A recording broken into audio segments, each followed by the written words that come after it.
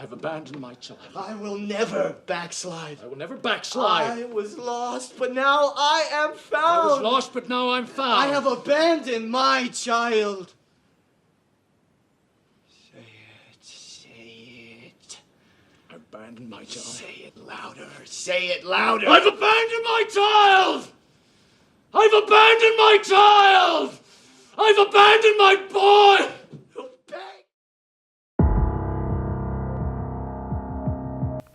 كلنا منعيش الحياة مع معاناة سرية، ما شرط واحدة ووحيدة ويمكن متفرعة أو مضافة لمعاناتنا الأساسية أثناء خروجنا من رحم أمهاتنا بعد فترة من الأمان والاستقرار، بمكان كانت كل احتياجاتنا يتم تلبيتها بدون حتى الطلب.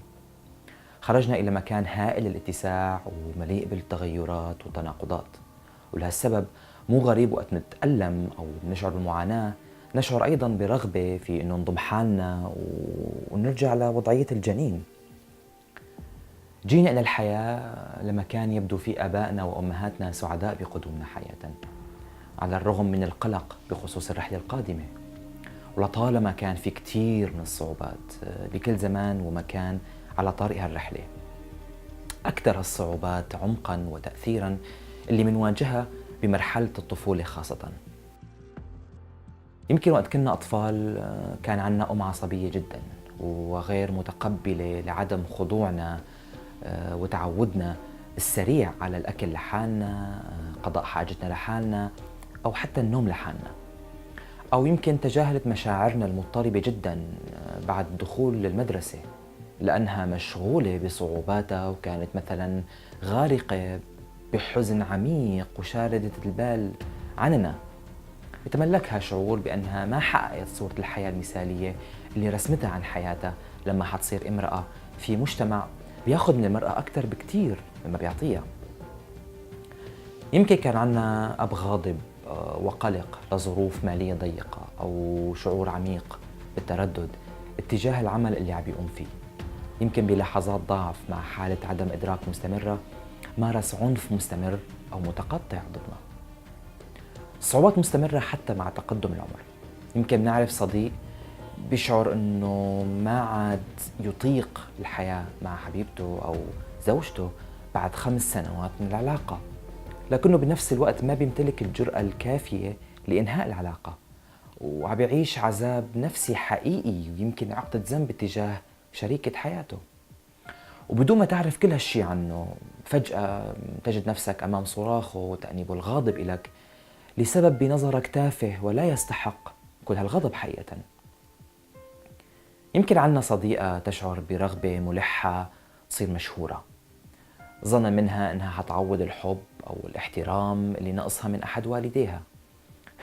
والمثير للغرابة أنه كل هالشهرة والثروة اللي بتحصلها يبدو أنها ما حققت اللي على مستوى عميق هي بحاجته بشدة، ودائما تجدها تشعر بالقلق والمعاناة و كل هالأمثلة مانها نادرة أو حالات خاصة، وأصحابها ناس طبيعيين جدا عم بيعيشوا أمور حياتهم اليومية بشكل معتاد مثلي ومثلك، وحتى عم يختبروا لحظات مو قليلة من الفرح والرضا. مع ذلك المعاناة والألم جزء أساسي من جوهر وجودهم وحقيقتهم، وجودنا وحقيقتنا. وإن امتلكنا كتير من الآليات اللي قد تبدو كافية أحياناً، إلا أنه بينقصنا كتير من المواجهة والاعتراف، بينقصنا كتير من التصالح.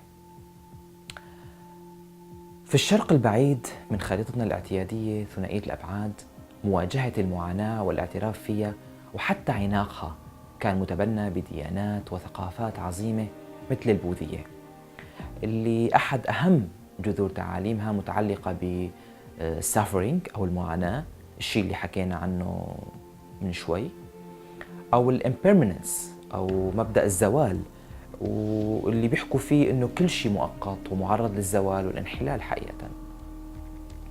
الأديان بشكل عام كان نجاحها مرتبط بشكل أو بآخر بمعنى الإنسان، بمعاناة الإنسان العادي أو حتى الضعيف والفقير، لذلك انتشرت بشكل واسع جدا.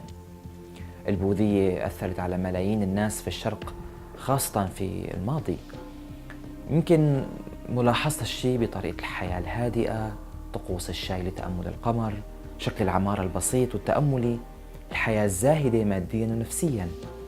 ويمكن ملاحظته أيضا بتأمل الفن الياباني الجميل والغريب وابي سابي.